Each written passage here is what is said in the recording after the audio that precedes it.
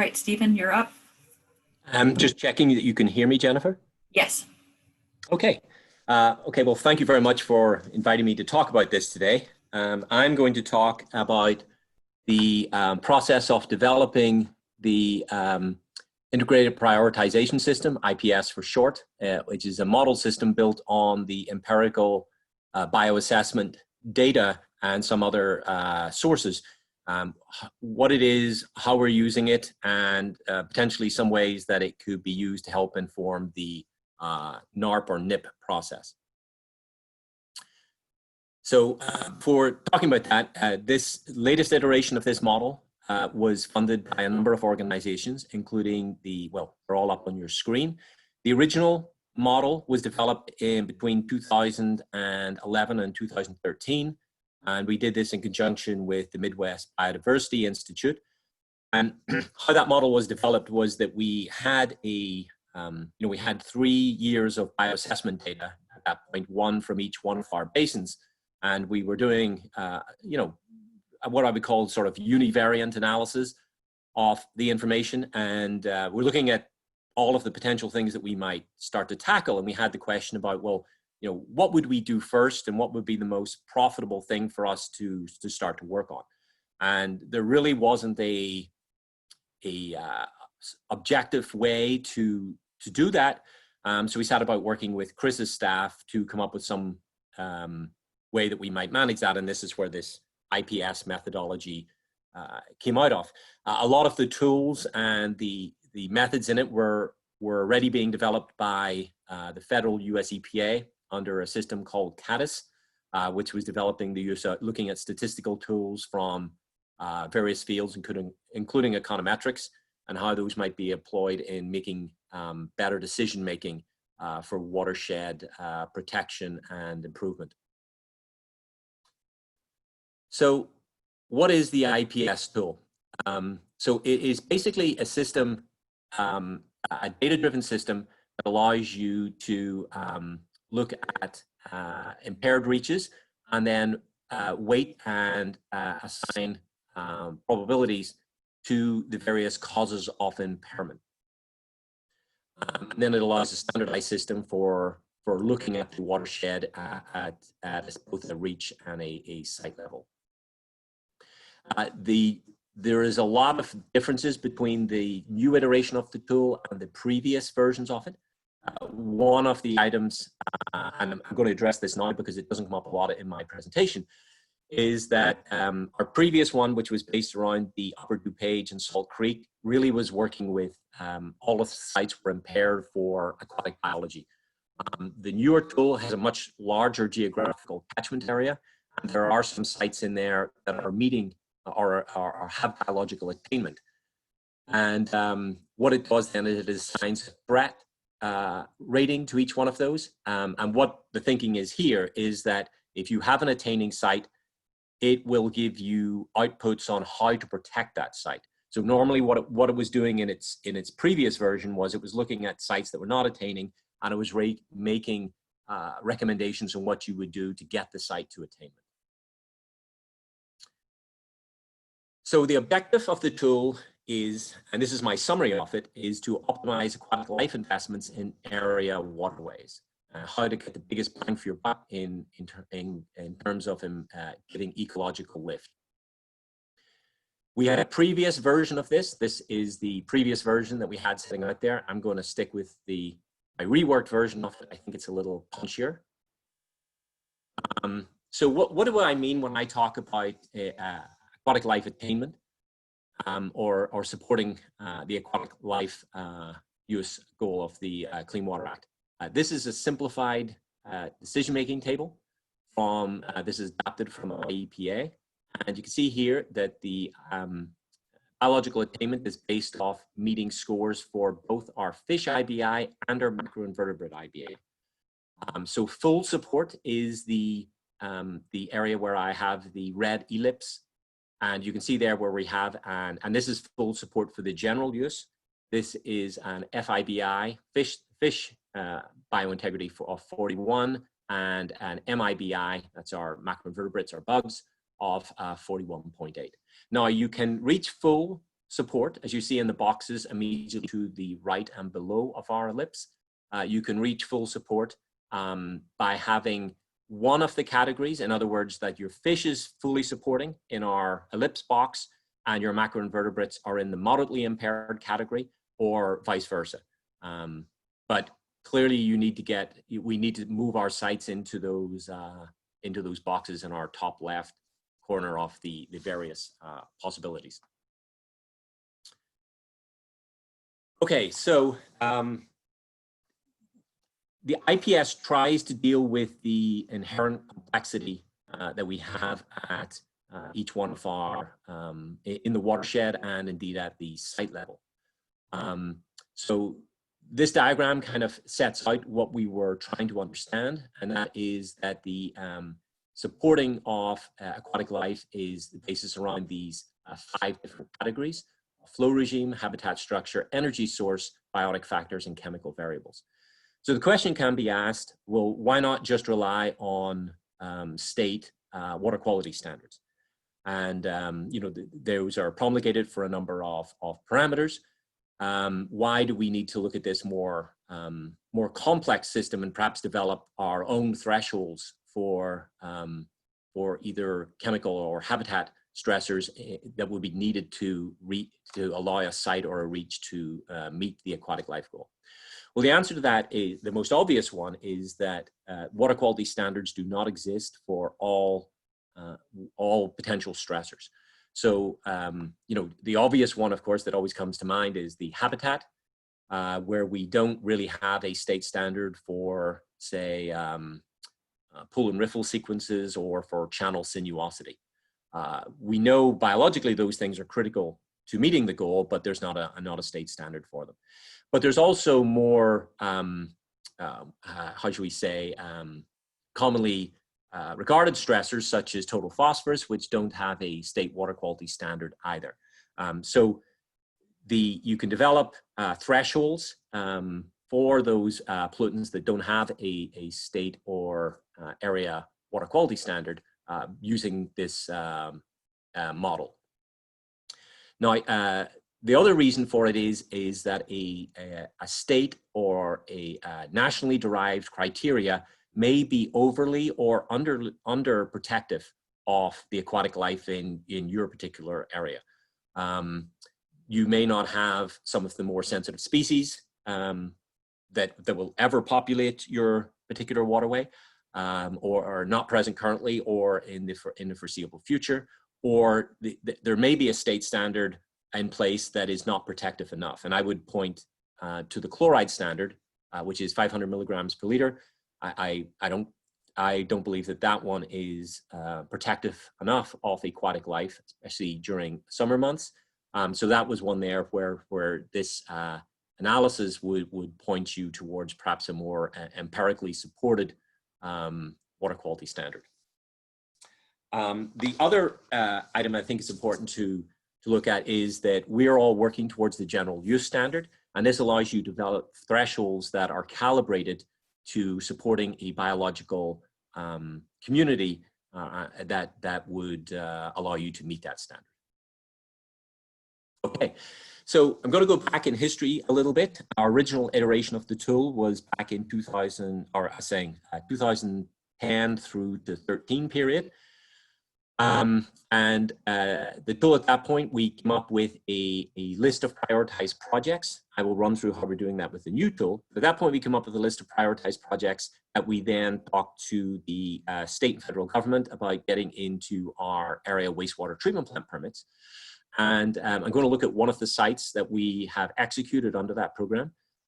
So this site it is a forest preserve property, and it was heavily degraded. The aquatic biology of it was very low. We were looking specifically at MIBIs in this site, which were under 20. And if you remember back to our decision-making matrix, we needed to get that up to 41 in order to get to the threshold.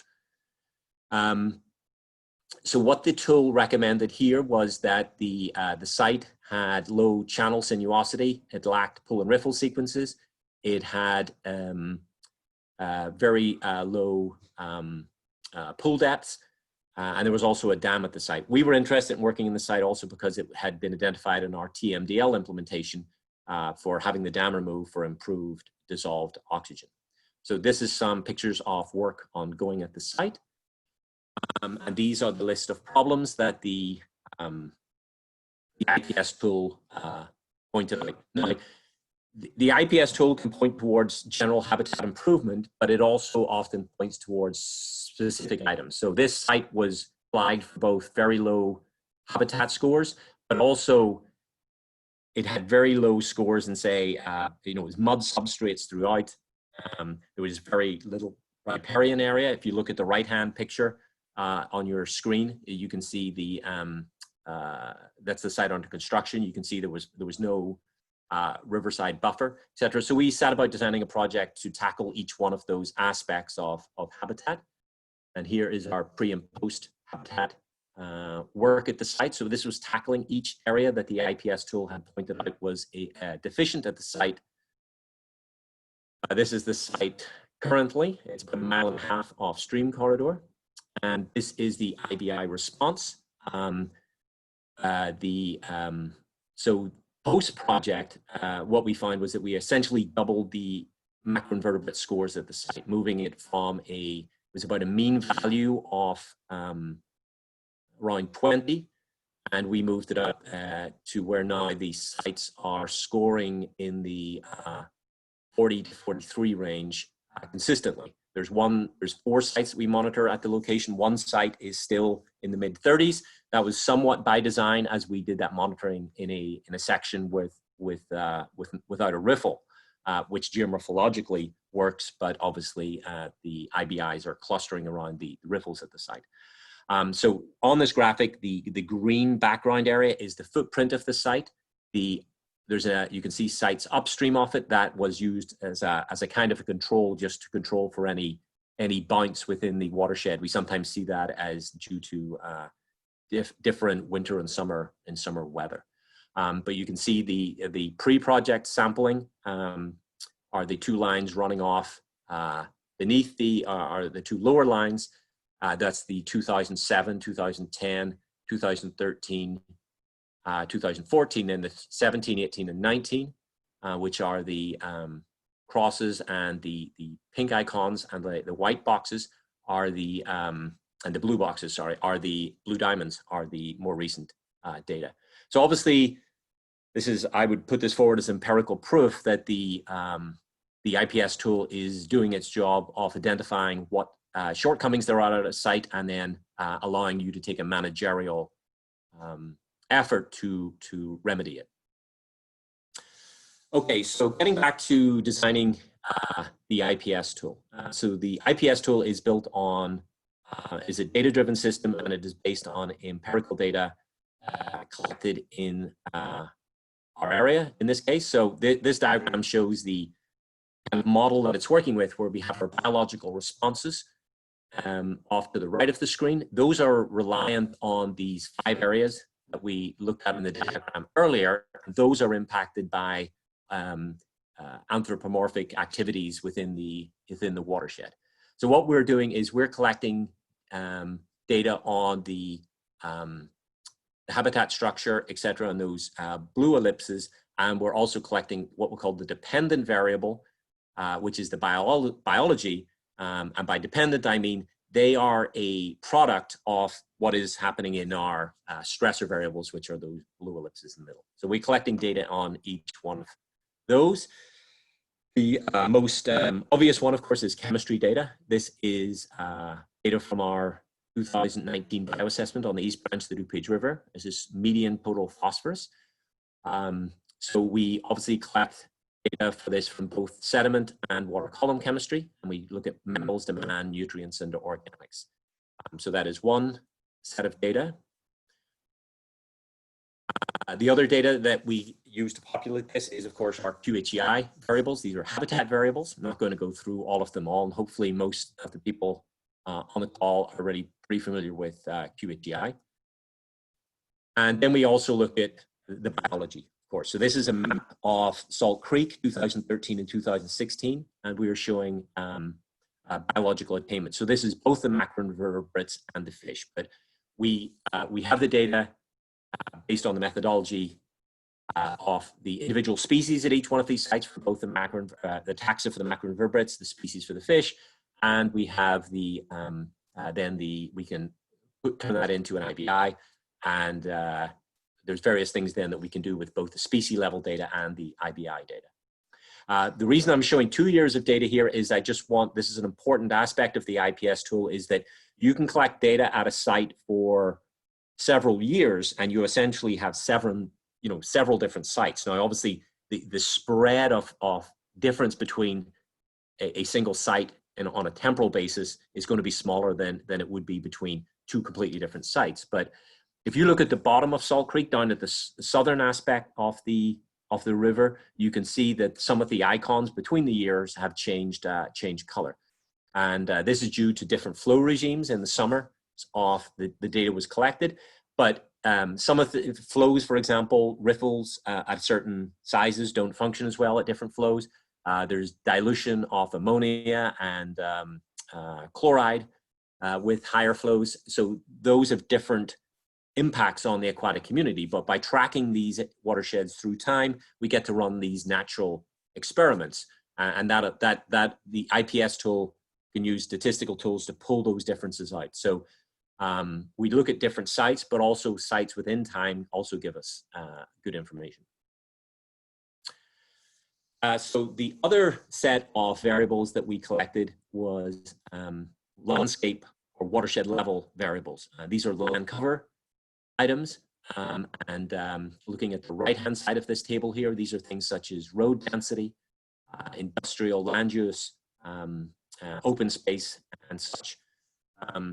We looked at this in a couple of different ways. Sometimes such things as open space was looked at as just how much open space was around the sample point at various depths, 30 meters, 100 meters, 500 meters. And then for some others, such as road density, we looked at in the only in the area draining to the point. Some of these points we collected it in both ways and allowed the statistical tools to pull out which it felt was the best fit with the dependent variables. In other words, which ones correlated best with aquatic life. In others, we made a executive decision about which way it was going to be collected, or sorry, calculated. I'd also like to thank Jeff Laramie and Michelle Pope at Lake County. They did enormous work helping out pull together the GIS information for this. And we also had an intern at the Conservation Foundation, Laramie Asperger, who he helped us with the GIS as well. It was an enormous effort, and thanks to all those guys for their work on this. So where are these sample points and where did they come from? So all of that data, or various concentrations of that data, was collected at these sample points throughout the Northeastern Illinois. Now, the original tool was focused nearly completely in DuPage County. It was in the Upper DuPage watershed and Salt Creek. You can see this one here has been considerably expanded. So we had a lot of sample points in Lake County, and this was data coming from the DRWW and NBWW. We also had data from the Lower DuPage, and you can see that's the light green icons. But we also got a lot of data from IEPA, and this is paired data that they collected as part of their basin assessments. And thanks to IEPA to supplying that data. So one of the things that this allowed us to do was it allowed us to get a lot more high quality sites in. Sites in the DuPage area are typically heavily modified.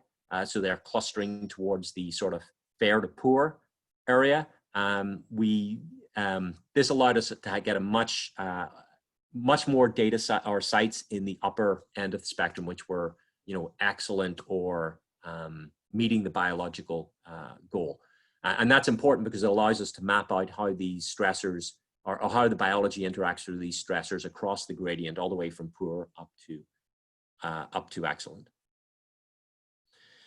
So we employ this tool as a part of a adaptive management process. So where we are implementing projects based on it, and monitoring the results of those projects, and then using the results of those projects to both improve our construction technique, but also to improve the predictions of the tool. So the site that we were looking at earlier, Oak Meadows, the data is in the tool for the site pre-project, and then the data is also going to the tool for the site post-project. So the tool can learn from that because it will treat the the post-project sites as a kind of a new location. Although we look at them and see the same statistical tools, pulls them apart and looks for the relationships between the data independently of that. So I've got an area marked out here, the IPS process, that is in the red ellipse, and that's really what we're going to be focusing on today. But it's important to remember that the model itself fits into this larger adaptive management program very well. So this is what the part inside the ellipse would look like. We're going to go through a simplified version of a couple of these steps. We see our start on the left-hand side of the screen, where we're looking at our paired data and our biological data and the various stressors that we just ran through. So the first step here was to develop a sensitive species metric. And we'll be looking at how that was done and what that is. We then plotted that, and we're able to use probability plots to pull out thresholds from the data that was found under the sensitive species distribution to be the most, have the best correlations. We then, you have two sets of data there because you've got both the fish and the insects. And then what we did was we selected the most sensitive one of those. So in other words, if you had a stressor, say chloride, and the chloride concentration or the chloride concentration that formed the threshold for the fish was lower than that for the macroinvertebrates, we then adopted the fish. So we went with the more conservative approach and we didn't have the difference. We went with the one that was the lower of the two, or in the case of something like habitat, which is a positively correlated variable. In other words, the fish or the insects increase as the habitat score increases. We took the higher score of the two. So this is a development of the sensitive species metric. So what you have here is the,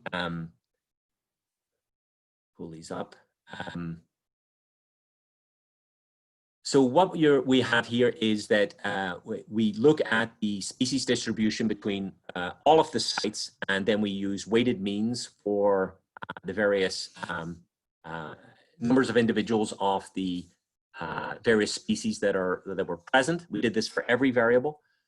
And what you'll find is as you move up, if you look at the bottom right-hand graphic, QHEI versus sensitive species, you can see that as we're moving up the chain, and once again, this is QHEI. So as QHEI increases, so do our fish species and numbers of individuals.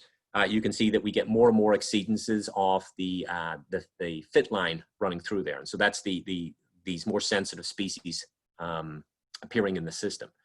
So as the mean number of those individuals of that species cluster, then we map that out against QHEI, and we can see these are the species that appear to have the best response to QHEI variation, or most sensitive to QHEI variation.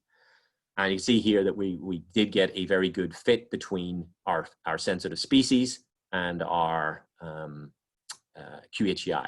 So the top graphic then is what we want to do is we want to make sure that those sensitive species correlate well with our fish IBI. Once again, going back to the general use category, what we are trying to do is to get our ecological communities, our biological communities, to meet the general use goal. So we want to make sure that our sensitive species are not are representative, correlate well with our overall IBI. And you can see here, the correlation once again looks very good. And if we take our score of just over 40 for fish IBI, which is our thing, that corresponds to a sensitive species number of 6. Just gonna just a couple more examples of how you can read data off here.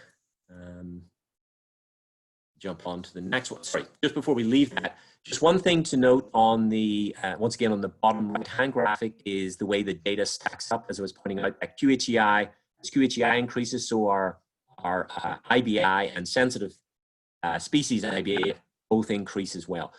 That's important because we've got to treat our stressors differently depending on if they are a positively correlated or negatively correlated stressor. And this is a water quality stressor, so they will be negatively correlated. That's our ionic loads, our nutrients, our metals. So here you can see that the data, in fact, is clustering in the different corner. And so our fish, our species are falling off as conductivity increases. And of course, conductivity is a very heavily correlated with chloride and with our ionic loads. So it's basically the same process.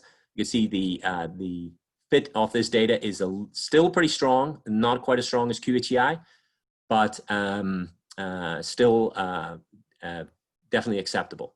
And once again, we can run through the same process here of defining what is a conductivity sensitive set of species, and does that correlate with our either our macroinvertebrate IBI or our fish IBI. So we looked for strong correlations on this, and if a particular stressor did not show a strong correlation, then it was set to the side. So it was only ones that passed a certain level of correlation that was accepted into the next part of the process. So what the MBA then did was they tied these back to these narrative categories, which are these very poor through to excellent, and they have a numeric value attached to them then, which are these 1s, 2s. And what this allowed us to do was to normalize each one of these statistically significant stressors. For example, a stressor which is then given which we then take the data set and allocate into these baskets that had an 8 to 10 score, and any of the stressor variables that would correlate to a very poor scoring there. We are focused once again on the good, the general use, which is flagged in green there. And what we have on the right-hand side of the screen is our acceptability threats. These are the sites that are meeting biological attainment, but may need actions to either protect or to make sure the site doesn't degrade, and then have to go onto the 303D list during a later assessment. I think Chris is going to be looking at this one later, so I'm going to skip over it. It basically kind of reinforces what we were already looking at. So, so now we have a number of sites with where we have a statistically significant stressor, in this case chloride, and we have sites that fit into each of these different categories based on if they're meeting.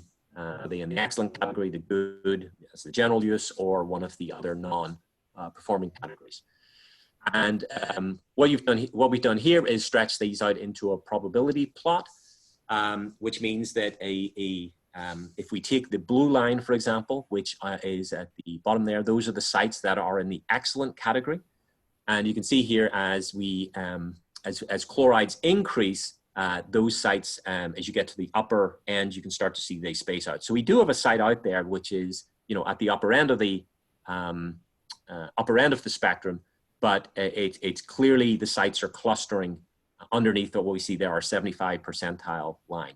And what we did there was that we cut all of these data sites off at the 75th percentile line and discarded the ones at the upper concentration, and looked at what the concentration was at each one of these levels of attainment at the 75th percentile or lower.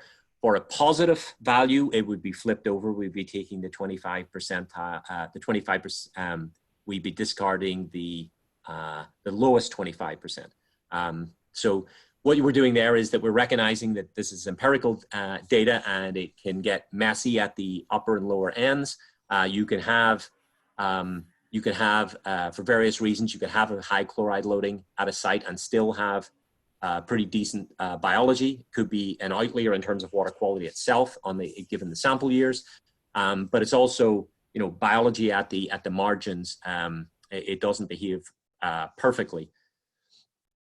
So this is a conservative approach to then deriving the threshold, and you can see the thresholds at the bottom there. So for the good category, which is our green icons, on the graph, you can see that we derived a chloride value of 120 milligrams per liter.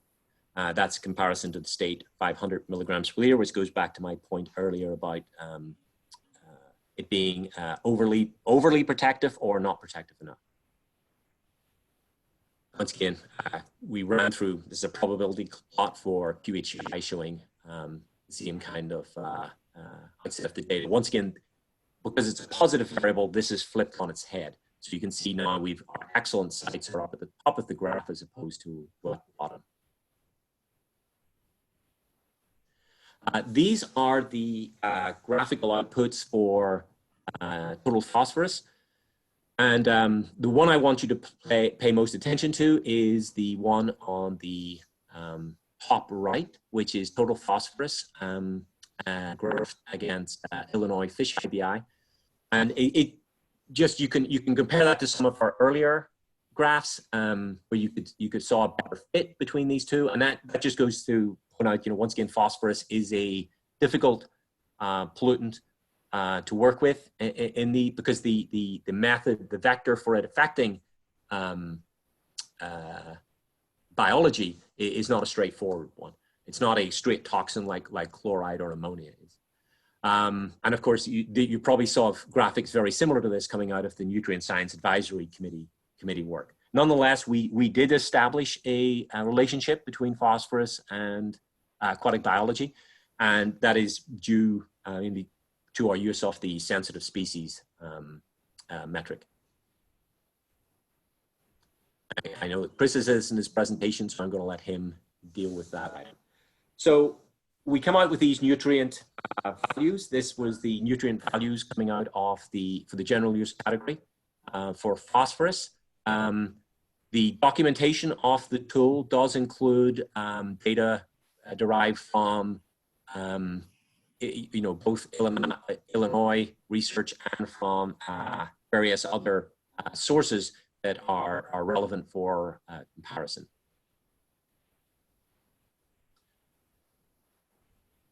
So that's the number of steps to take us through to deriving thresholds for the most statistically significant stressors. So then there remains a major step about, well, what stressor is the most important? So a stressor can have a good relationship with biology, a clear correlate, and from lab tests we know that there's a causal connection, so we can feel confident that it's that what we're seeing is real. But it's still important for us. We may have dozens of stressors to deal with at an individual site or in a watershed, and we would need to know, well, which ones are the most important to work with. So we used a number of ways to look at that to give a weighting to each stressor. This was a new technique for me, so I'm not going to pretend to fully grasp how it works. But in our previous iteration of the tool, we used these regression trees, carts, which are pretty common in statistical analysis. So this is like cart on steroids, where instead of having a single tree, we have a whole forest of trees, and the tool runs it through. This is the random tree analysis rather than the IPS itself. It runs through each one of those setups, puts the data together in an infinite, well, every possible way imaginable, or it can find, and then it picks the best explanations out of those trees. So it's a much more thorough analysis of how to fit the data together to reach the best explanation. So out of that analysis, we did that in two separate ways. This is one of the methods here, which shows, so as we approach zero, that is the best fit, and as we move up, as we deviate from zero, then that is it means that the explanation is not as strong. So you can see the QHCI and land use variables were the best explanation. In other words, those are the explanation, are the stressor that most dictates what our aquatic life scores are going to be at the watershed and segment and stress levels. However, I should note that phosphorus was also up there, which was a change from our previous analysis on this. And once again, and I'll invite Chris to speak to that, but I think that that's due to the sensitive species analysis, which allows us to sort of refine that IBI to a point to try to tease out the effects of a stressor from the multitude of all these other stressors. How do these scores compare to our previous most statistically significant stressors? So we had more statistically significant stressors this time around, but the previous iteration we came up with 9, which I've scored here, and we have them for both the fish and the insects from the old score. And then on our right-hand column, we have the new thresholds. So you can see there, I think that the old tool holds up pretty well. But once again, I said that this did develop a lot more, of additional thresholds that we didn't have under the older tool. Kind of already looked at this, so this is the table thinking about developing a NARP of the kind of data that the IPS tool can create. These are for primary variables in explaining eutrophication, and then secondary eutrophication variables. So what the IPS tool, of course, can do, as I was pointing out, as well as developing thresholds for these various pollutants, it can allow you to think about, if you're looking at abating at a pollutant, which pollutant would be the most important to do it to, and what other variables you might use to track success. The new iteration of the tool is going to be housed in a Power BI platform, which is a Microsoft product. It's a very powerful product for allowing you to run analysis on the data set and for looking at producing graphical outputs to allow you to understand the data. I am still learning how to do this. I've been through some tutorials, and it's easy to get lost inside the data set. This is a much more powerful tool. We were kind of running it in Excel and ArcMap last time around. So this tool simplifies a lot of that, but it is a double-edged sword in the fact that it allows you. I spent a lot of time trying to prioritize sites, and I think I've come up with a way of doing it now in conjunction with Ed Rankin at MBI. But because there are so many possibilities here, ways that you can rank and stratify the data, it's like having, go to a restaurant and you just get one thing to eat and that's what you're going to eat. But now if you've got a menu, well, that's better, but there's, going to take more time to decide. So this is another iteration of just looking at how the data can be shown. This one is looking at chloride, median chloride concentrations. So a practical example of how we are using the tool. This is actually a project that is underway under our current permit and IPS implementation from the former tool, but I thought it was worth looking at because as we're working at the site, we learn things about the site. It's interesting to overlay the tool on it and see what it would predict at the site based on what it was predicting before. Now, the data that is in the model here does not show the post-restoration activities at the site. As I say, this site is just about complete for restoration work at this time. The aerial image you're looking at is pre-project. So you can see here, what we've done is that we've asked the Power BI to look at the IPS data set and come up with the best sites to restore. So what we did was we produced a restorability score inside there, which looked at the number of statistically significant stressors. And so the more that those piled up, the less restorable a site became. So if everything was the same at site A and site B, except that site B had 2 stressors and site 1 had 1 stressor, site 1 becomes a more restorable site. Now, the stressors are also weighted so that a site could have 3 or 4 statistically significant stressors, but if the other sites that you were looking at had only 2 stressors, but they were more heavily weighted. In other words, that our fit score that we looked at earlier placed them higher in terms of the multivariant analysis, then it would receive a higher score. So we attach weighting values to each one of the stressors. They simply didn't receive a 1. And then the other item that it looks at here is how far away from the general use support are these sites, and that matches up to the methodology we used previously. It is a more complex weighting this time around. It takes into account a lot more items. Ours was more sort of like, well, it gets 1 for 1. This one we have weighted the values to give it a more complex or more sophisticated output. So you can see here, blue is the most restorable, which it's not listing it here on this particular segment, but we do see that we have some of what we're calling the 54 to 64 restore basket, which is the second highest restorability. So as we move down to red or brown here, that becomes the least restorable. And you can see we do have a site in there which is flagged as being highly unrestorable, which is actually in our project footprint. This is another way of looking at the data. So instead of looking at restorability here, I asked it just to score QHEI restorability, which then says, which sites have the most, I don't want to know how hard it's going to be restored. I just want to know who has the most work to do to improve QHEI.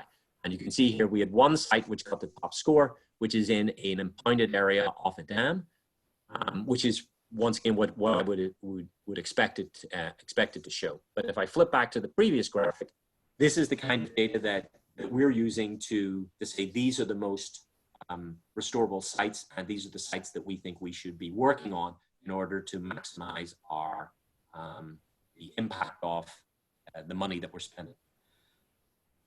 So you can also produce this graphic for phosphorus, or you can produce it for nitrate. You can also produce it for overall water chemistry. I'm going to come back to that in a moment. This is one for overall chemistry. I'm sorry, it's not very much fun to look at because all the sites ended up being scored the same.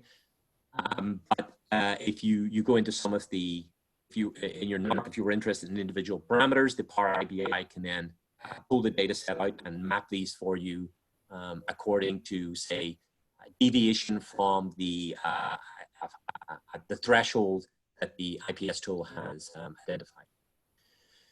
This is a output from the, well, it's part of an output. The output will be 20 feet long. So I just pulled out a couple of items here that sort of went back to the graphs or the maps that we were looking at. So what you can see here is if we move across this from left to right, and we see, you can see it's the 1, 2, 3, 4, 5, 6, 7th column in. It says prime, that stands for primary.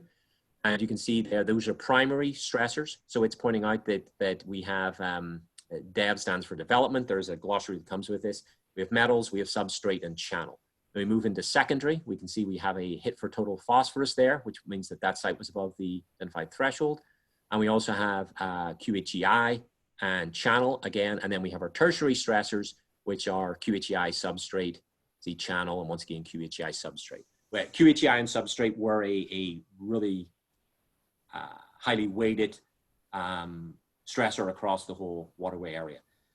What the tool then allows you to do, it allows you to look at each then aspect of QHEI and then see how much on that nominal scoring of 1 to 10, how much it deviates from our sort of 1 to 2, 1 to 3 area, which is the scores that you needed to get into the excellent to general use. And then that would identify that this is an area, say if you're channel, and I have channel ranking, which I cut out from the rest of the data there just to fit it onto the screen. You can see there, for example, it's got a channel ranking of 7. The one above it has a channel ranking of 9.1, which means that the channel was completely worthless. So we would want to do channel restoration there to try to move that from a 9.1 down into the sub 4 category, which is what the tool is telling us we needed in order to hit the goal. This is an aerial image of the site as it is today. So this is from March actually, and you can see the meanders that we've constructed on the bottom left. And then also on the top right of the thing, and we're working in the impoundment at the moment. That's why that project is run a little over, was dealing with the sediments, and that impoundment has been made construction difficult. So once again, we go back to this afterwards, and then we see if the QHI recommended or the IPS recommended changes did elicit the biological response that we wanted. And Jennifer, that's the end of the presentation. Cool. Thank you, Stephen. So I think what we're going to do now is switch over to Chris.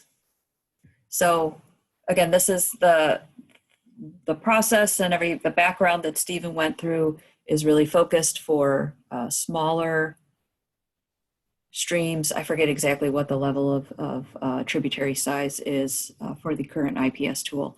And the way that we would be using it with lower displanes would be for all of our tributary sub-watersheds, we would be able to run our data and base it against the benchmarks that were developed through the IPS tool process that DRSCW went through. So those benchmarks wouldn't change, but we would be able to utilize our data and then get the outputs as far as how do our segments match up to those benchmarks, and then how would we rank the different segments against each other and prioritize for projects. And one of the things that Stephen didn't really get into any detail on is what you use to weight your ranking. So one of the things DRSCW looks at is what's the availability of open space within a segment. Obviously, working in an area that has public open space, like a forest preserve district site or a park district site, makes doing a restoration project much easier than doing it in an area that has structures right up along the stream. So there are different ways to look at how we would rank things, and that would be an area that, as far as lower displanes goes, that we could adjust and really customize to our needs. So I'm going to turn things over to Chris Yoder, and he's going to talk a little bit about how we might start thinking about what this model looks like for large rivers. All right, Chris, you're ready to go.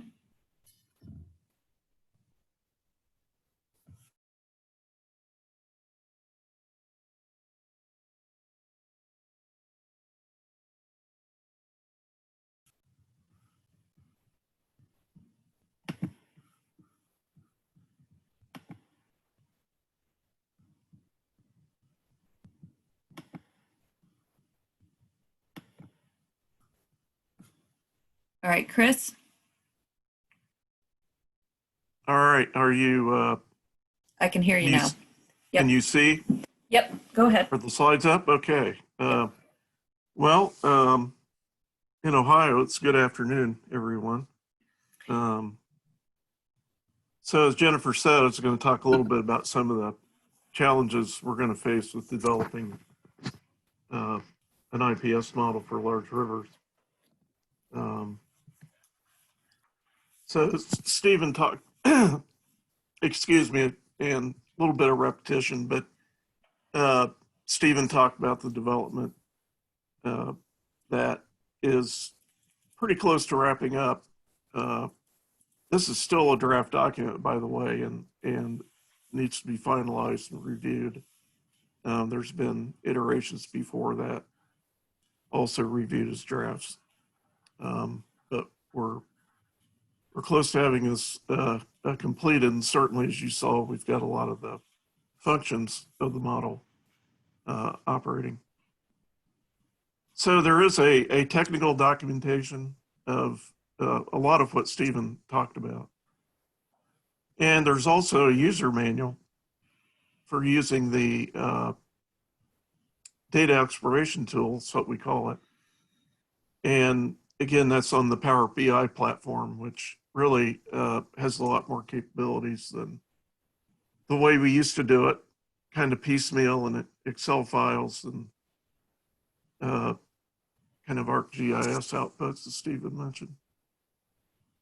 One thing I would say is that we have talked about offering a training / feedback session. Of course, that has gotten tabled by the current pandemic, but there's no reason we couldn't do some of this remotely, but it would give the watershed groups a chance to be exposed to the workings of it, at least what we had in mind for it, and certainly DRSCW's experience in using it, and then getting feedback from the different groups, you know, what are their impression, how could they use it, that type of thing.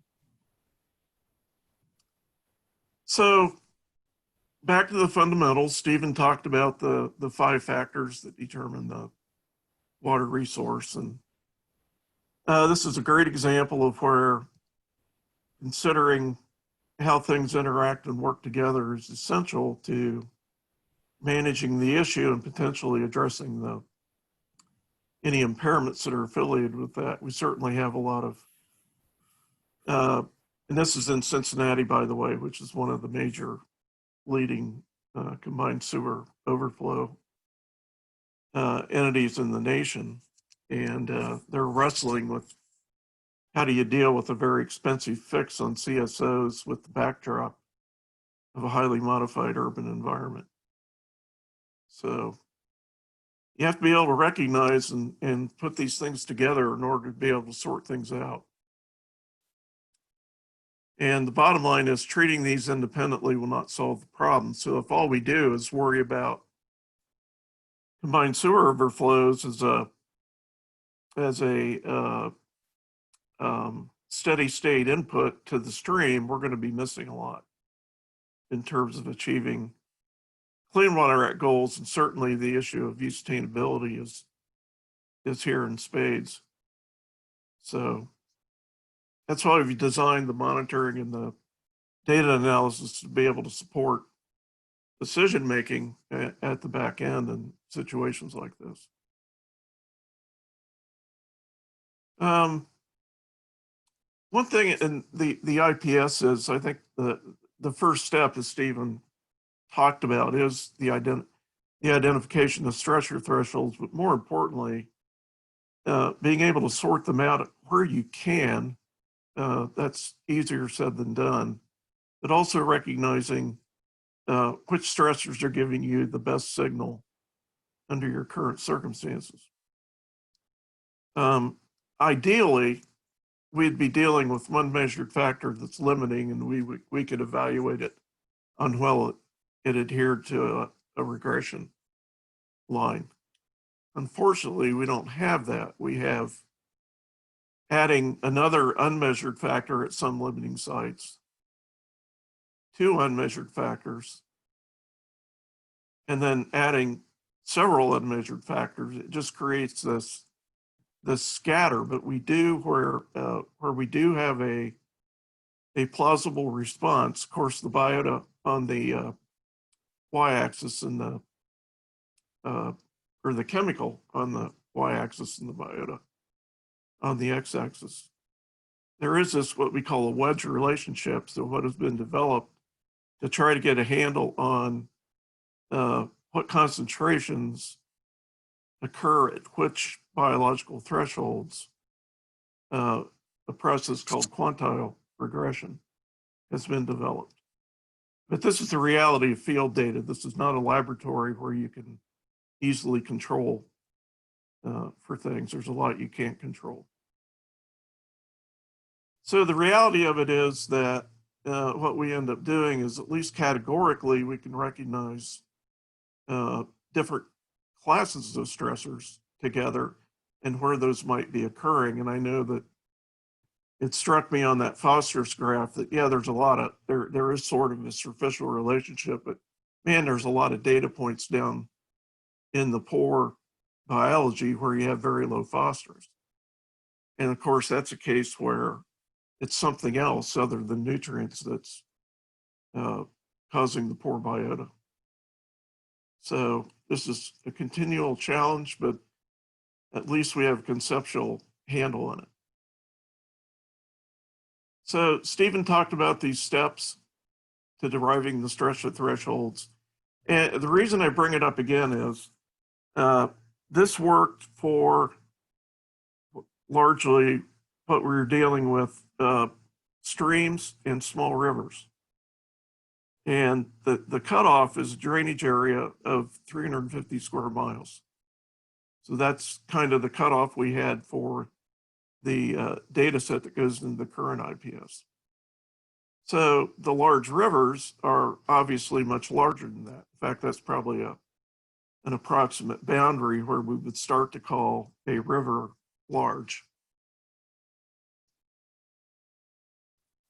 And it's critical to have a regional derivation of these stressor thresholds for a number of reasons, because it captures a lot, including things that drive the biology to be what it is, but also ensuring that you have a complete response gradient, that in this database you have sites that range from excellent to good to fair to poor to very poor. And that's really a continuum. Those are kind of convenient compartments that or bins that we can put descriptive narratives around what's really a continuous measurement scale. But the regionality is very important for a number of reasons. And of course, you're going to see later that really influences what we think we need to do with rivers. So the other thing, this is a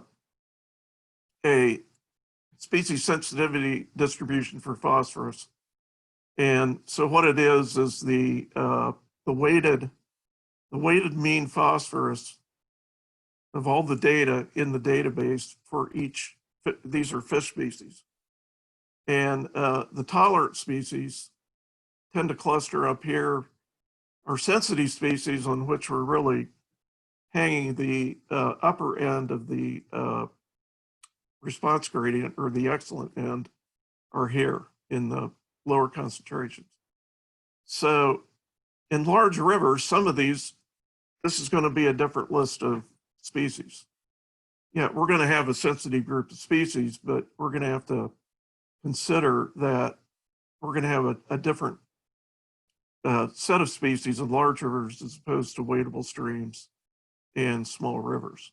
Some are going to overlap, but a lot of this has to do with habitat preferences and life histories of these fish, and we do the same thing with the macroinvertebrate taxa. Again, chloride is going to be a parameter that we're going to have to deal with regardless of river size. It's everywhere.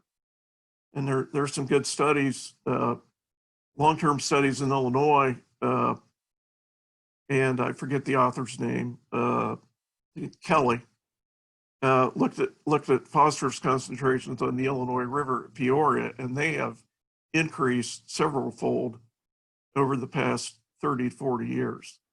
So it's not just small streams, it also includes large rivers. But the thresholds we might consider to be excellent, good, fair, and poor could very well differ. This is a result in the IPS. This is 4 different parameters.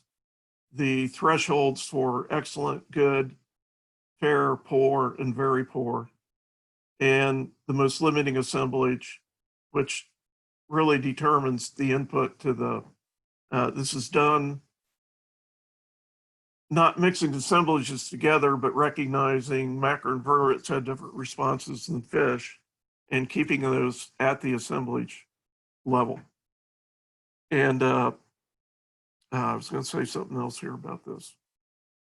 So these ranges, oh, I know what I wanted to say.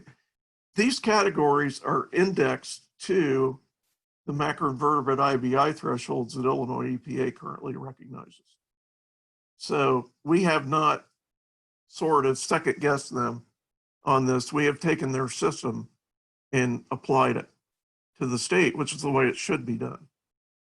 We could debate the efficacy of indices all day, but after working with these for about 15 years and having myself reviewed Illinois' program, I think the indices are pretty robust.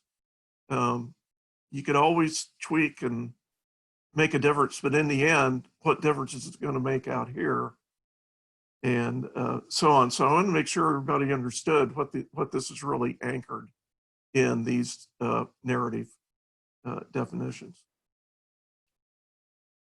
So we've got or what we call organic enrichment parameters, BOD, ammonia, total Kaldol nitrogen, which is proving to be a very interesting marker that is showing up in a lot of places, particularly from non-point sources. And it was one of what Stephen called the secondary set of nutrient parameters.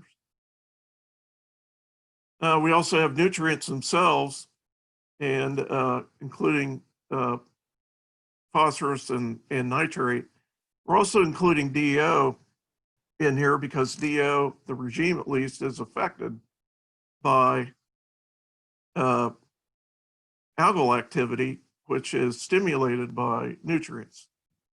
And so the connection over here to the biology is the DO regime and how it affects the biota.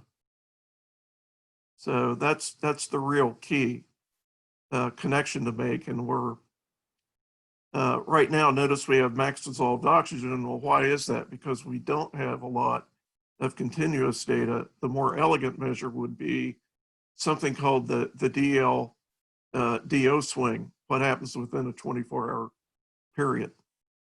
And as we build our data set of continuous DO, coupled with nutrients and both benthic and cystonic chlorophyll A, we'll be able to refine this.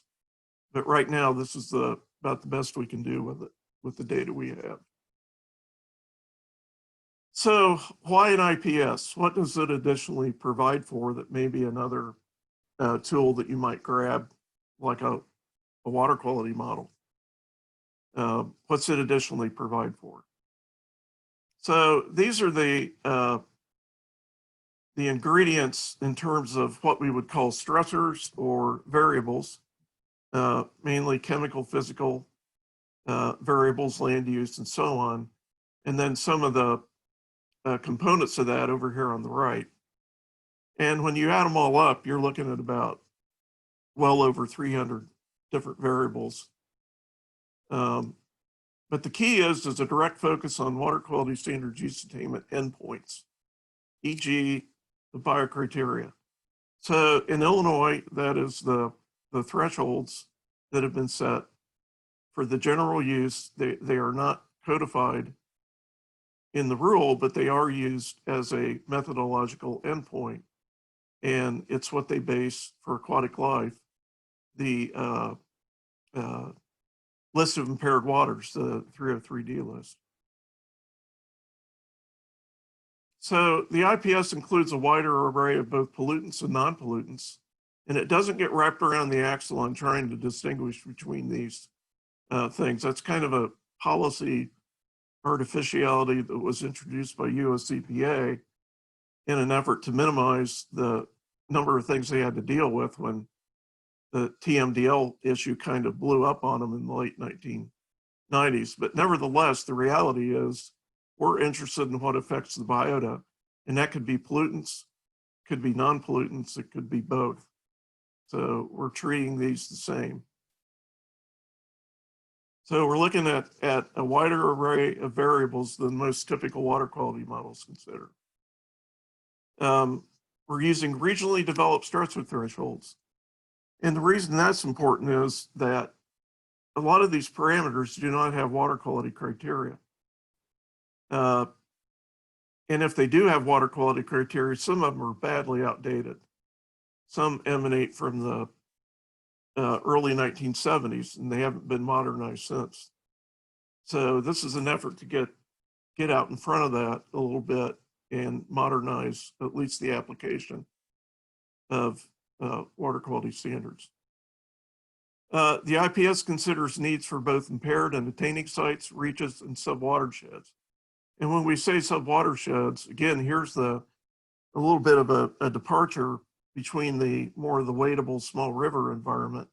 We're talking about Huck 12 watersheds as a unit for saying what a watershed is.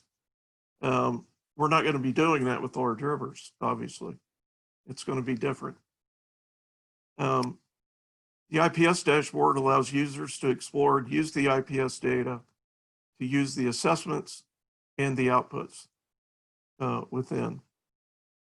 And it provides sufficient information so that you can plan ahead and avoid actions that lead to long-term declines.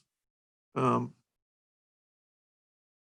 the same time, we say that, and that can be very challenging to get out in front of that. But at least the IPS gives you a chance to recognize that and develop maybe some constituency for dealing with preventing declines rather than always responding to restoring declines. So in the current IPS, this is the sort of the geographic nesting of data in a watershed, and this is kind of a typical watershed arrangement. These are the sites.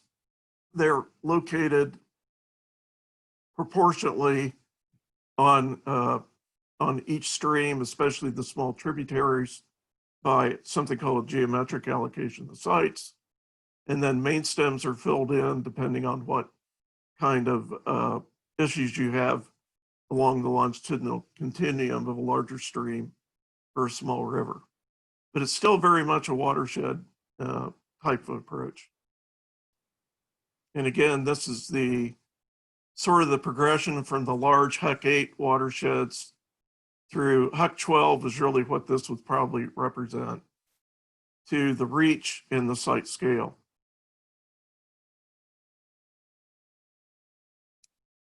So this was the special approach for what we call the Northeast Illinois IPS, scaled to streams and rivers less than 350 square miles in drainage area.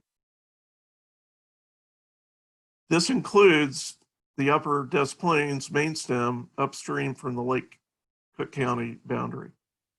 And it's not too far downstream where the lower Des Plaines, there's about a 15-mile gap there where the one leaves off and the other picks up, moving downstream. So the question becomes, can we simply transfer the Northeast Illinois IPS applications to large rivers? So in developing the IPS for large rivers, what will be different? Well, to do that, we need to understand how we did it for the wadable streams. And that's what this represents over here. This is kind of the Northeast Illinois IPS study area in comparison to the state of Illinois. So what will be different? Large rivers are a fundamentally different ecotype. And in bioassessment, there's been a lot of effort to deal with what are called classification issues. And what classification means is that you recognize the inherent properties of the aquatic faunas that inhabit that particular type of identifiable ecotype. So large rivers are going to have a different set of fish and macroinvertebrates in a small headwater stream. So how do you incorporate that then into something like an IBI? And that's really what we're talking about when we deal with classification type issues. So we really have a different class of water body from the get-go. The Illinois IBIs were developed in wadable streams and smaller rivers. So by moving out into these large rivers, and certainly in our experience beyond this 350 square mile boundary, we're starting to get outside the derivation scope that would be required for large rivers. So that's a point of concern. We are going to encounter different effect thresholds among common variables such as flow, water quality, and habitat. So where the order of importance might be habitat, water quality, and flow in a small stream, that order can be scrambled pretty quickly in a large river.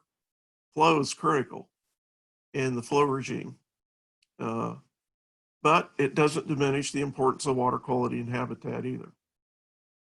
They just act in different proportionate manners. Some stressors are going to be the same in name only. They can vary in their magnitude of effect. I would expect to see that. I think for states that have developed like nutrient criteria for large rivers, the amount of phosphorus tends to increase as the water body gets larger. That at least is compatible with attaining Clean Water Act goals, for example. Effluent dominance is a critical factor in these rivers. And it raises the issue of recognizing the linearity of something we call pollution gradients. That's much more pronounced, and it kind of takes the place of the watershed concept in my view. But we have to understand what is a pollution gradient and how do we adequately measure it. So in terms of Illinois rivers, we may have to expand our domain of developing the IPS out to other rivers as far away as the Rock River. I think we want to try to keep it in terms of upper Mississippi Basin, but we're just going to need to get the kind of gradient of response that we need. We're going to have to make this a bigger area, just by virtue of how rivers lie across the landscape. And hopefully we can get that from Illinois EPA and IDNR data. Problem is we're going to run into some issues with the limits of, say, Illinois EPA's bioassessment of macroinvertebrates. They do not have a very recent IBI. They have the MBI, which is a biotic index. So we don't just blindly apply the Illinois MIBI to that same data. So there's going to be some issues to wrestle with here that kind of back us up into even the methodology side of things that we didn't have to deal with the weightable streams IPS. So I'm going to borrow heavily from the Upper Des Plaines main stem as an illustration because it does have a lot of the properties of what we're going to encounter in the lower Des Plaines. And so conceptual wise, I'm not saying we can just blindly transfer that data down to that area, but we may find out that there's an overlap here between places like the Upper Des Plaines main stem or the DuPage main stem. Those may well overlap into what we consider large rivers. So we're going to have to be aware of that. And I think we can learn some lessons of what we're learning in some of these other main stem rivers, albeit they are smaller. So detecting, understanding, and dealing with water pollution has a strong spatial context along longitudinal gradients within which the severity and extent of impairments. Let me explain that. The extent of an impairment would be the length of river over which an impairment exists. The severity would be the quantity of departure from the minimum condition at which a river would no longer be considered to be impaired. In other words, what is the severity of departure from the minimum biocriterion? And these things can be quantified.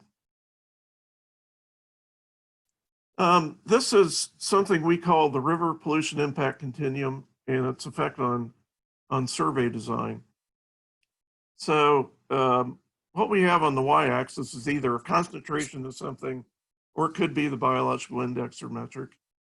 On the bottom, we have river mile going from left upstream to downstream, left to right. And it's the direction the water is flowing. So when a pollutant source discharges in, and depending on what they're discharging, we can expect a certain reaction. Call it fate and transport if you want.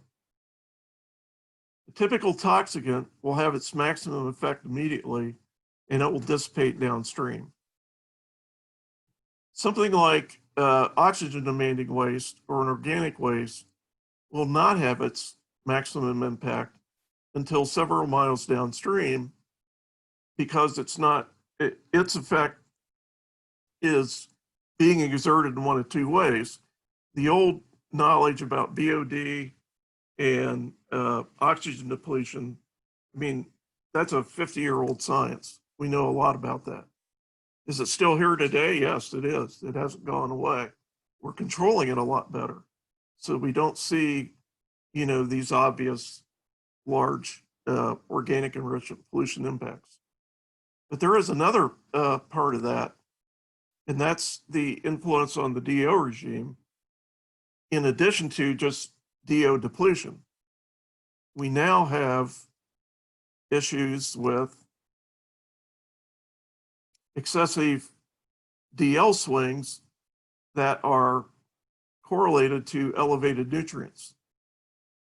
And they come along with other symptoms in the biology, such as not only a failure to meet your IBIs, but also maybe the frequency of delts on fish. That's deformities, erosions, lesions, and tumors. There's a whole host of response symptoms you can use to help diagnose these types of problems. But just recognizing when and where you're going to encounter these types of issues is part of the fundamental model for looking at pollution in larger systems. And this science is, I told you it was old. This comes out of a collection of papers from a book called The Biology of Water Pollution.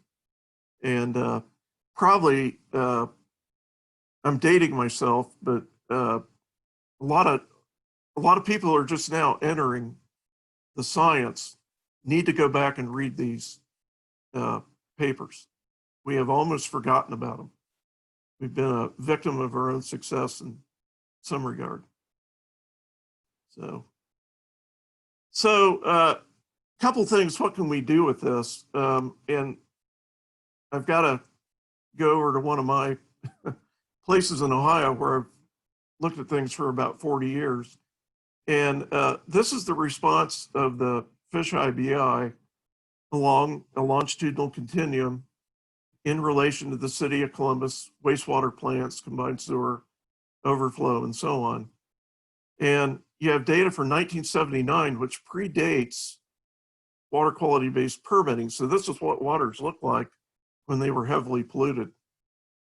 Fast forward to 1996, after what we call water quality-based permitting was actually implemented and loads were reduced, we got a positive response in the biota. And so what we can do with this is we can calculate a term called an ADV value. Oops. And anything below the threshold line for the biocriterion, this polygon, you can calculate a numeric value for that, and you can normalize it as a per mile or per kilometer term. You can also calculate this area above the minimum line. You can call that an area of attainment value. And what it'll show you is over the long term, how you're doing in terms of, are you making progress, and what's the quantity of your progress in reducing pollution. So how that can be used in a management sense is you can go back and retroactively answer the question, was all that money we spent upgrading POTWs, was it worth it? Did we get a result? Other than stopping at the point here, whereas what most do in claiming success for permitting is they stop at the stressor level.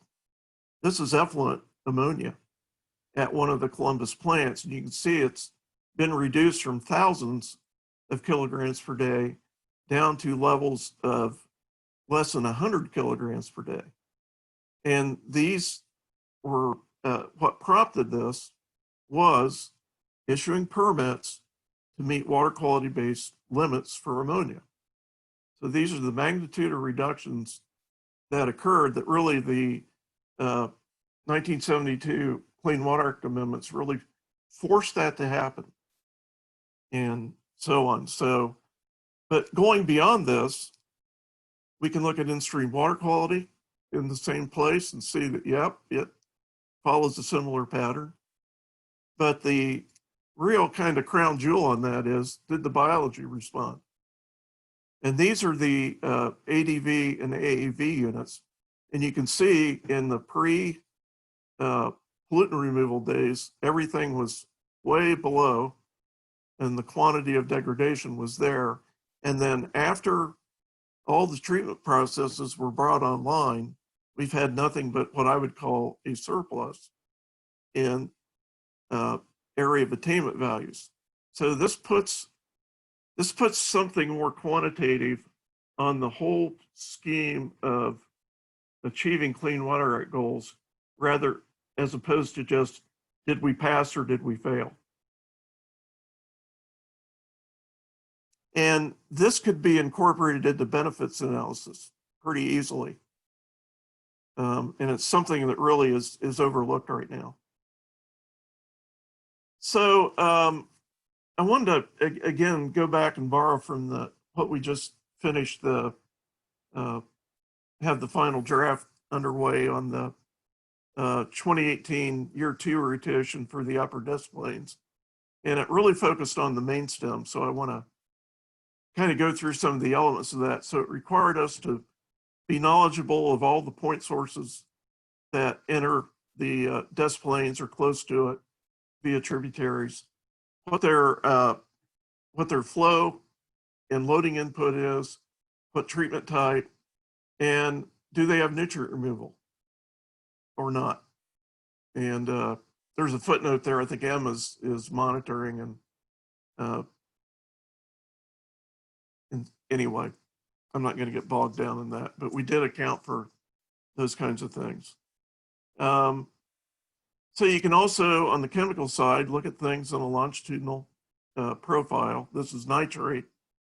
And we did bring in the IPS thresholds here to look at, and we look at median values over the course of the summer and early fall. So we're reducing some of the variability of individual measurements by doing it this way. And I'm not going to try to explain this. I just wanted to show you that this is something we look at. What is emerging now for nutrients is something called a stream nutrient assessment procedure. And we've had 3 years of data collection in the upper Des Plaines, 1 year in the North Branch, Chicago River. Oh, 2 years, I'm sorry. And DRSCW is starting to take this on, and we did have a year of this with the lower Des Plaines. So what it consists of is benthic chlorophyll and DO data, so we have to have continuous data, which is added to the traditional parameters, phosphorus and nitrogen, and also the biocriteria are considered as the combined assessment of nutrient effects. So this is the DO profile based on short-term surveys, and this would be deployment of data science for 3 to 4 day periods, and trying to get what's called the worst case conditions, the highest temperatures, lowest flows, and that's where you're going to have the most response on the DO regime. and due to algal activity. So we can plot these longitudinally from upstream to downstream. One thing I do want to say, I didn't put the where the discharges come in, but they start entering the river right about in this area here. The upper part of the upper disc plains is old channelized and recovering from channelized. Very little wastewater input, almost all non-point source input. And so there's really two distinct segments here in terms of the origin of nutrients in the river. So the width of the DL swing would be from the maximum to the minimum. And that's what a variable that we would look at as part of ferreting out the role of DO and the role of nutrients in stimulating DO. So for example, Ohio has proposed large river nutrient criteria, and they've already estimated what is too much of a DO swing for the biology. So we're trying to take cues from that work and duplicate it and see what we come up with here in Northeast Illinois. So the concern was previously with low DO values. Now it is with the DL swing and as an effect of nutrient enrichment. It's not to say that we're not concerned about why we have low DO values that go below the water quality standard, but we don't see that a lot any longer, at least in point source dominated segments. So we're now looking at, as an artifact of nutrient enrichment. This is a matrix, and again, we got the sites arranged from upstream to downstream, and we've got the aquatic life attainment status here as based on the FIBI and MIBI. We've got the nutrient concentrations, we've got the other variables, secondary variables like TKN, and we have an array of DO indicators, max DO, min DO, max DL swing, the DL swing narrative, and down at the bottom here are what the corresponding thresholds are for 5 narrative categories of no enrichment, to low enrichment, to moderate enrichment, to high enrichment, to severe enrichment. So this is kind of the state of the art of where we are right now with this process. But what we are finding so far is we are not getting a lot of response out of the chlorophyll. And we have included succinic chlorophyll, but in terms of benthic, we're not getting a lot of response at all. So that's got us a little bit puzzled. Ohio seems to have a much better gradient in their streams, and it could be a regional thing that we're dealing with. But again, it's something we're looking at and developing, and hopefully after a couple more years of this, things will begin to crystallize a little better.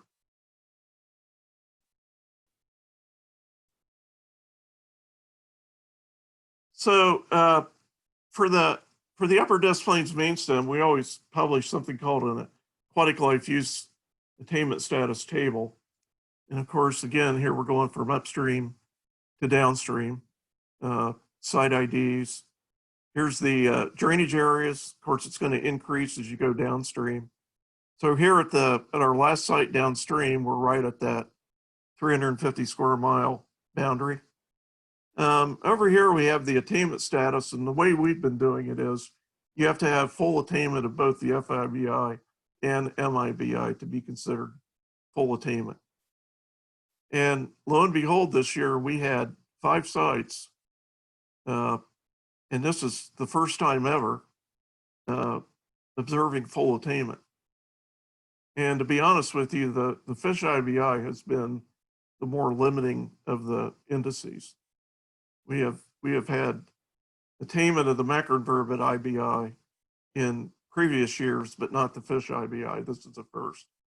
We also have a category we call partial attainment, which is where one of the indices attains and the other one does not. That would still be considered impaired. but it's still kind of an incremental way of displaying the status. And then you've got the non-attaining being split into fair or poor, depending on what the IBI indicated in terms of those categories. So most of this is consistent with Illinois EPA's approach with a couple of wrinkles thrown into it.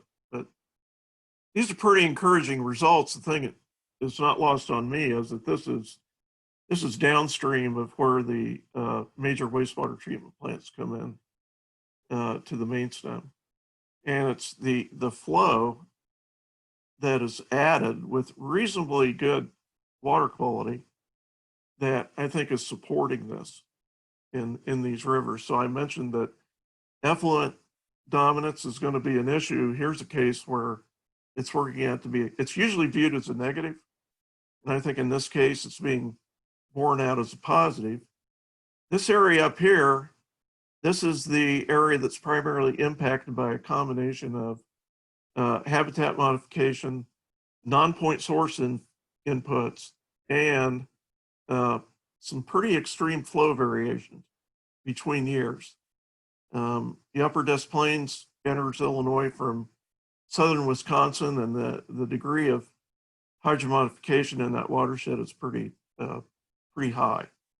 So we're seeing that here, and we're seeing a distinct break in the kind of the status of this river.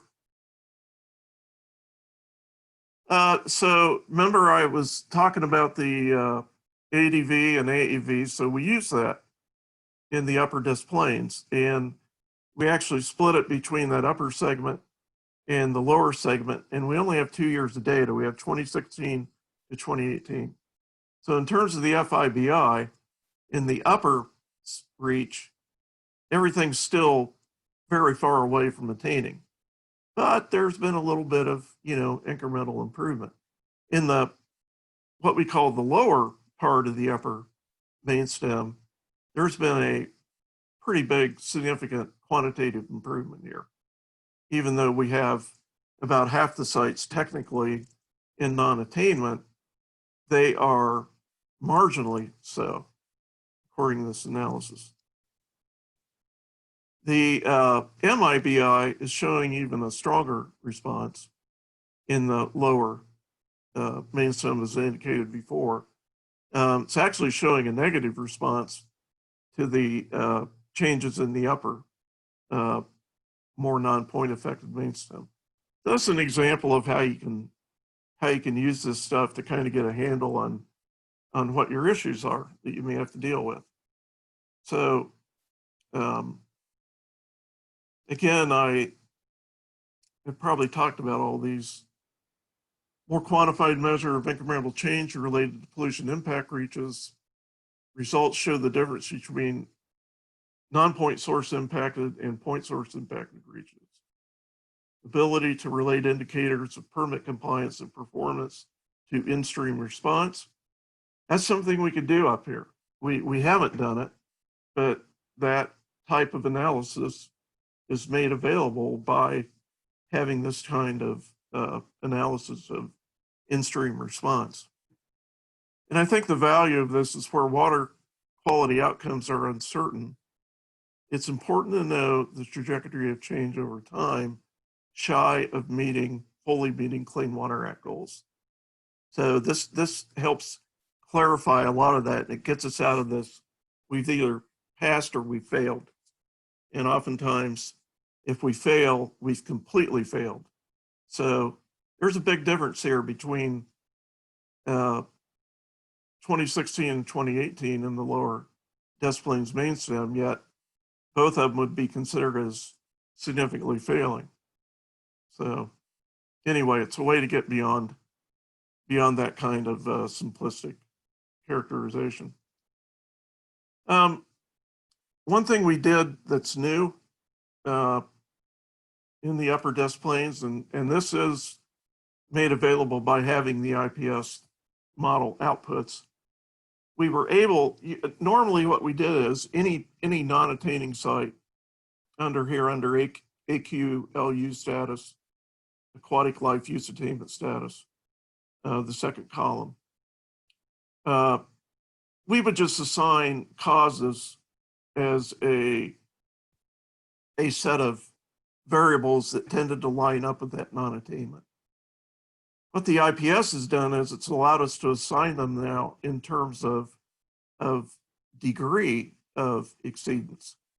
So we can now list those that exceeded the very poor thresholds, which means it's a pretty bad problem, the poor or the fair thresholds. And so you can begin to get an idea of which ones were really the most impacting in terms of causes. And perhaps, you know, we put our emphasis on correcting these poor and very poor impairments, and maybe the fair impairments will disappear as we deal with these, the more severe ones. And we've also been able to put the IPS restorability score in this table as well. And you can see that upper channelized main stem, the restorability prospects aren't real high because of the extent and the age of the habitat modifications and its failure to recover on its own. So to correct that, that's going to need some significant intervention. Whereas the downstream segments are much better poised to improve with sort of the conventional things that we're doing to improve water quality. Got a couple snapshots on the lower displays. As some of you know, we've had a tough time getting an assessment completed. We did the lower part of the main stem in 2018. We attempted the upper part in 2019, but the unusually and extended high flows kind of blew up the end of the field season. So we didn't even get the macroinvertebrate artificial substrates out of the river. It just wasn't safe to go out and get them. Excuse me. We did not get to collect sediment chemistry. We only were able to do one fish sampling pass where we normally do two. So the plan is to go back this year, and we attempted to save as much capacity in that project as we could to go back and at least do maybe 60% of the sites again this year to get a complete unified assessment in place. So, but we do have the 2018 data, and this is the fish IBI, and again with all the qualifications that go along with using it in this large of a water body. And we have data from a 2006 survey that we did under a federal grant. And based on that, there is some improvement on that. It's not quite up to the desired boundary of the general use, but it's getting better. So if I were to run my ADV on this data, you would see an improvement between 2006 and 2018. Dealt anomalies on fish, and this is where I wanted to, this is a factor that's probably going to be a little bit more apparent in rivers than in streams, although we do see it sometimes in streams. But we got some pretty good hits in 2018. And when you see about our normal threshold for considering something a potentially toxic response is about 10% delts. Here we're well above that. So that is worthy of exploring what is going on here. And right now we don't have anything obvious to put our finger on, but it's part of dealing with this is when you get a response in the biology, you had better believe it, and it sets you up then to go do more detailed investigation. This is what some of these anomalies look like. see here on this channel catfish, eroded barbels. That is something, in my experience, that we saw a lot in the 1970s and early 1980s. And in some rivers, those have completely gone away. Eroded fins here. And what's happening is the fish is getting exposed to a stressor, and in layman's terms, it's just making it sick. And it can't ward off the natural epizootics that are present. So it's like a person who gets sick and they get pneumonia. You know, healthy people don't get pneumonia without something happening. So it's kind of the same issue. So this is a chronic impact issue, and to me, it's been very revealing. We've got about 4 decades of experience with sorting out this kind of response. So especially in Ohio. So it's an example of this is something we can put in the IPS tool. We normally do what we call we do look around for what we call biological response signatures. There's other signatures of organic enrichment that we look at and things like that. So every report we do is going to have a table of those responses, and we're going to flag any that exceed certain thresholds, certainly like is happening here in the lower Des Plaines. So this is it, large river IPS development needs. We're gaining experience, and I think we need to take advantage of the experience we're getting in the assessments of these main stem rivers that we're already doing. We need to merge existing and near-term lower Des Plaines data with IEPA, IDNR data from similarly sized rivers in Illinois. And there may be the specter we have to go out and collect some on our own if that data is not sufficient. We need to vet the applicability and utility of the IBIs. And once we get that done, we can proceed with conducting exploratory analyses with paired chemical or paired biological, chemical, and physical data. We could still proceed to do the sensitive species distributions because those are independent of an index. But to link those back to an actionable threshold, we need to have something that functions like the IBIs do in Illinois. And again, I mentioned this before, but consider how much of the existing project data for main stem rivers do we add to this? So that's where that overlap would occur. So that's all I had. I appreciate the time. And Jennifer, I'll turn it back to you.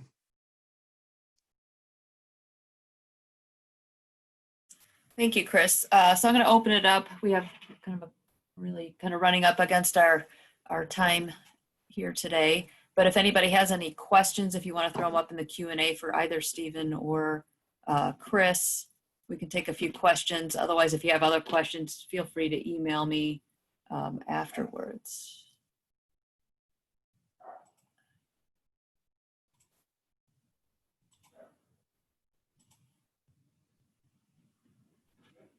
Okay, so we're going to just finish up here. So I'm going to say thank you to our presenters. I'm going to stop recording this part of things. And